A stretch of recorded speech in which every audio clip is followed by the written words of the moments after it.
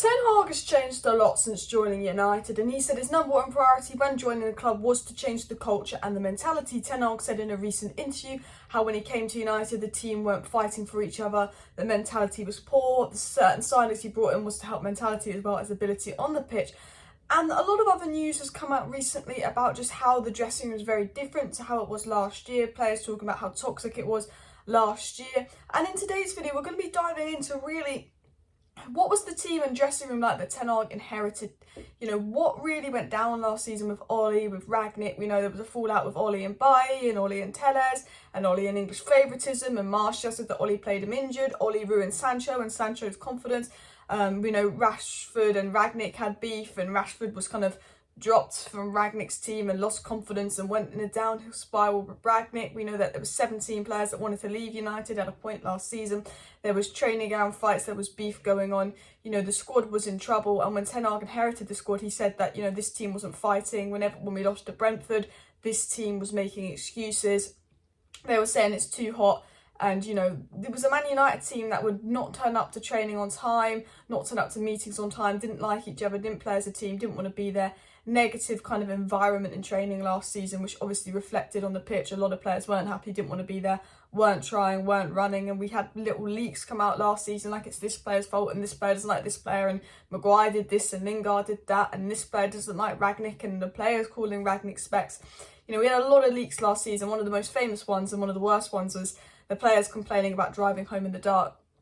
And, you know, we're going to really dive into actually the truth of what really went down last season. That was a very long intro, I do apologise. But we're going to get into the information of what really went down last season. What was the squad like that Ten Hag inherited? We're going to get into what Ten Hag said and what the players have said. But let's actually get into like the news of last season and let's recap. So do hit that like button and of course subscribe down below if you're new. So let's start with what really went down under Ralf Rangnick. Now these are old reports, remember that. It was said that 17 players are currently unhappy at Manchester United and Rangnick is aware of the mood after holding player meetings. Many of the 17 players unhappy at Manchester United are under contract and will not be sold, but there's a significant number of departures from the club. I think we had like 7, 8, 9 players actually leave the club as well, but we had 17 players very unhappy last season, and this came out like in the midst of last season when we were losing games, that 17 players were unhappy. It was said again, there was a big fight. Remember, training was stopped. Rangnick had completely lost control of the dressing room. He had to end training early on Sundays because of a fight, and that fight was later believed to be between Mejbri and Telles. And it was said, due to a fight between Mejbri and Telles, Ralf Rangnick was forced to abandon a training session early, and his authority over the Manchester United dressing room completely disintegrated. We know that Rangnick completely had no authority or control over the dressing room. It was absolutely out of control. It was just full of powers and egos. We know that Ronaldo and Maguire were sort of the two figures in the dressing room. They had sort of two camps, Team Ronaldo, Team Maguire. There was just no control in that dressing room. No one was listening to Rangnick. There was fights going on. It was bitter. Rangnick just had no control over any of the players. When that fight went down, he would just let everyone go home. You know, it's getting too tense here. It's not a nice dressing room. And we know that the United dressing room was powered. The players had more power than the manager. And if we go back to Ten Hag, and the purpose of this video is now, no player has more power than Ten Hag. Ronaldo acts out and Ronaldo's sacked. Ronaldo walks out the stadium early and Ronaldo's punished. And none of the players are turning on Ten Hag. They're watching the board, back Ten Hag and punish Ronaldo. You know, Ten Hag's got the full backing and the players haven't turned on Ten Hag, and the players don't have player power in the dressing room. But under Rangnick and under Ollie, the player power controlled the dressing room and it just made it toxic. It was also said, you know, that it was just so bad at United. No one was trying, no one was really caring and training under Rangnick. People didn't want to be there. Everyone wanted to leave. And I remember a report that came out under Rangnick that still shocks me to today that said Harry Maguire has told his teammates that there is something wrong if they are not motivated to fight their way out of this club's slumps, and has held discussions with the players and Rangnick. But Harry Maguire, and you have to give this to Maguire, was doing his captain duty, had to actually say, like, why are you not motivated to play for United? There's got to be something wrong if you're just not interested in coming to training, playing for United, giving 100%. We know that training sessions were quite lousy under Rangnick as well, and that, you know, players weren't motivated to play for United, and you could see that on the pitch. The amount of times we lost 4-0 Brighton, you know, last game of the season, Palace was dreadful, 4-0 Liverpool, 4-1 Man City. The amount of times we got absolutely battered last season, the players didn't look like they run or try. They didn't look like they want to be at United. And I know Rashford was one of those players, and he's managed to redeem himself under Ten Hag. But Rashford even said in an interview, because he wasn't happy at United and he wasn't happy mentally at United, it was showing on the pitch. And he said now he's a lot happier at United. He feels better on the pitch because he's happier. He's at United. He's happy to come into training. But I remember seeing Rashford just not track back or not chase that second ball versus Villa and thinking something's not right with Rashford. I wasn't even angry at him. I remember wasn't even angry at him. I was like, no, something is just not right with Rashford as well. And it was said towards the end of the season, Marcus Rashford said to Ralph Rangnick the problem was he was being asked to play on the right, and there was a big breakdown on Rashford and Rangnick's relationship. Rangnick said, I never told you to specifically play on the right, I said you to play across the front three. But that shouldn't be happening in the first place. You know it's toxic when Rashford's, having to go at Rangnick for playing him in this position and blaming him for playing on the right, and Rangnick saying, no, you play across the front three. Like, it got that out of control, the toxicity. It was said that several players had become angered by Rangnick's comments in the news conferences, and tensions within the squad began to grow, with splits exacerbated by Rangnick's remarks about a variety of players, including Ronaldo, Maguire, Rashford and Cavani. Ralph Rangnick, although we loved his press conferences and calling out the players, Ralph Rangnick made the toxic dressing room environment even worse last season by just calling out players, causing beef, basically slandering the players publicly, not helping their confidence. We remember Jesse Lingard put something on social media that Rangnick had lied and that he could have played. He didn't take a holiday. Rangnick let him take a holiday. Martial put something on social media about him. I don't know what Martial put on social media, but again, that he could have played, or he was angry he didn't play or something, or calling Rangnick a liar in a press conference. I think Lingard and Martial both went on social media and basically called Rangnick a liar. We know Bailly went on social media and liked comments about he should be playing, him and Varane should be playing over Maguire. That says it all, really. They were angered by Rangnick's comments. They didn't like Rangnick, so they went publicly on social media and said things, liking comments, but actually putting down their teammate. Harry Maguire's captain of Man United, and Eric Bailly is liking comments slandering Harry Maguire, and then comes out and says that there was a favouritism towards English players. Ten Hag had to work with a squad that hated each other, were basically chatting shit about each other online, had no respect for the manager, and the dressing room environment at United was just absolutely horrific last season.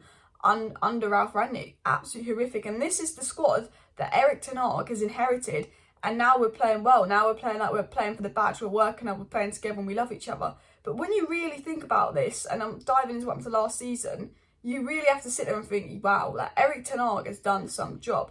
I even want to dive into what other things that were said. Remember this, and this I thought was always outrageous, is though those close to one player referred to Rangnick as specs behind his back.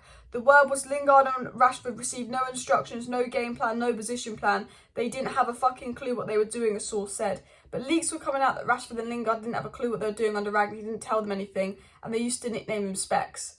Imagine if that shit went on under Ten Hag. Imagine if they called Ten Hag Baldy. They wouldn't touch a football again. Ten Hag would swear at them and scream them out. And, it just shows there was no control, no discipline in the dressing room last season. Bruno said the best thing about Ten Hag is he brought much needed discipline. But I want to actually dive into what Ollie created. That is stuff I haven't under Rangnick. I want to talk about the Sancho, Martial, Bailly situation that Ollie created, and actually talk about how Ten Hag's changed this.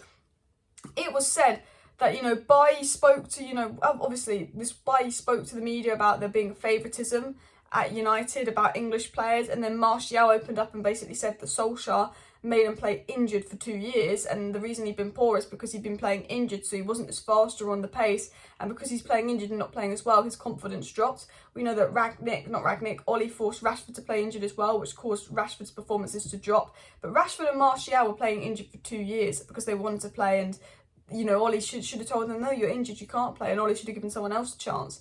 Maybe that's the board's fault for not having depth as well, but that, Rashford then went and played in the Euros injured, and he just had an awful season because he was injured and didn't have time to recover. Same with Martial. But Eric Bailly came out and said that the club, Manchester United, should avoid favouring English players and give everyone a chance. The club should encourage competition in the dressing room. I've always had the impression that English players were favoured.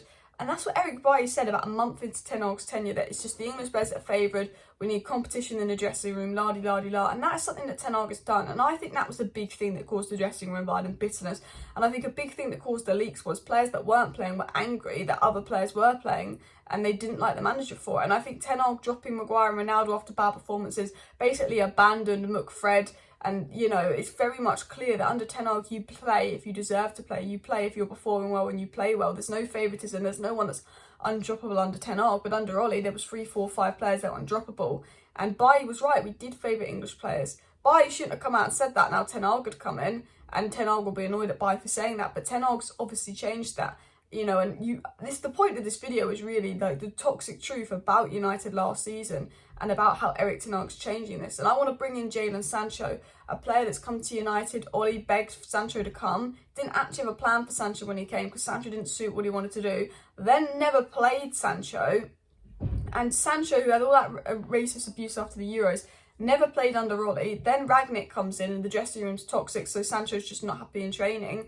You know, Sancho's gone through 4 managers at Manchester United. He's been particularly unhappy at Manchester United for a while. And a lot of that is the treatment of Oli. You sign a player for 70-something million, you don't play them. It was like with Donny van de Beek. He signed Donny and he didn't play him. And what I love about Ten Hag is the board offering players. The board go, we could sign this player for you. We could sign you Ousmane Dembele on a free. We can sign you Dybala on a free. And Ten Hag said no. Because Ten Hag is very much like he'd rather have a player he wants or no player than a player the board suggests. Whereas Oli with Donny was like, let me have a player the board suggests. And I think another thing that Ten Hag's done that's massively helped is all the players he has at United he wants. He's not brought someone that's just going to sit on the bench because the board are like, oh, have this guy and doesn't want them. Ten Hag's got a plan. He knows who he wants. He only buys who he wants. He doesn't buy people for the sake of it. And he gives everyone a chance if they deserve a chance, not because they're English. He's very fair, which I think is why Ten Hag has partly won over the dressing room. But I do want to quickly go back to a report that I spoke about in my video 2 days ago about what Ten Hag said when he first came to United and what he observed. And Ten Hag said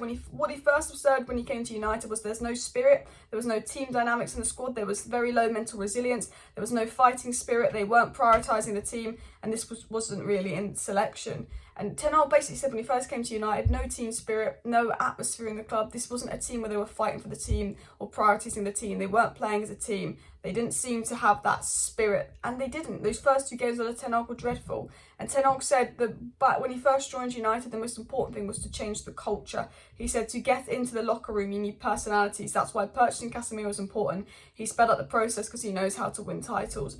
But Ten Hag literally came out and said, when he arrived at United, the culture wasn't right. And I think looking at this video and looking at last season, whether you like Ten Hag or not, he's massively changed the culture. And for the culture to change in so much in such a short period of time, you have to just look and think, wow, Ten Hag's done an absolutely fantastic job. It was so bitter last season. It was so dark. The dressing room, the vibes, that unhappiness at the squad. And Ten Hag's basically done no favouritism. He's brought in the right players, he's brought in the right personalities, and he's brought in the much needed discipline. So if you do misbehave, you don't get away with it. And that has resulted on a better dressing room environment. No player power. You know, everyone's listening, discipline. If you work hard in training, you get rewarded. It's a new sort of mentality of you've got to work hard in training, you've got to perform well to keep your place, you've got to give 100%. Garnacho is a very good player, was late for a team meeting and was dropped from games. Like that kind of discipline that it sends. Ronaldo misbehaves and he gets, banned from training for a few days after Spurs when he walks off and now kicked out the team for doing the interview. It's the message it sends to United that the dressing room was awful. I'm not going to slide under you in a press conference. I'm going to talk nice about you in a press conference, unlike Rangnick. I'm going to be fair. I'm going to make sure I get the dressing room back, bring the right people in. He obviously got rid of some of the people that were causing problems and he's got control of that dressing room. And you have to give Ten Hag a lot of credit for that. And, it's really, when you look back at it, it's really sad how much of a mess we were last season. But thank God for Ten Hag, people. Let me know your thoughts on this. Let me know if you like these kind of videos where it's not almost a news video, but it's like a discussion video where we actually talk about what Ten Hag's done or what this player said or what that player said and more behind the scenes. Let me know if you like this kind of content. Smash a like, smash a subscribe. Thank you for watching. See you next time and bye.